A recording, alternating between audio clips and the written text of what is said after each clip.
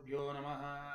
हरि ओं। गणानान्त्वा गणपतिवामहे कविं कवीनामुपश्वस्तमं ज्येष्ठराजं ब्रह्मणां ब्रह्मणस्पदान् शृण्वन्नोतिः विस्सितसादनं महागणाधिपतये नमो नमः.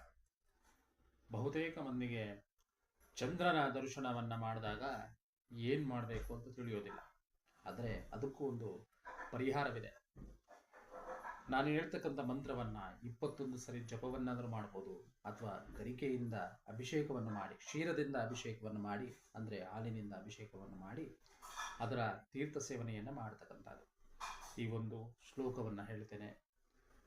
ಸಿಂಹ ಪ್ರಸನ್ನೇನ ಮವಾದಿತ್ ಸಿಂಹೋ ಜಾಂಬುವಂತ ಅತಃ ಸುಕುಮಾರಕ ಮರೋದಿಹಿ ತವ ಹೇಷ ಸ್ಯಮಂತ.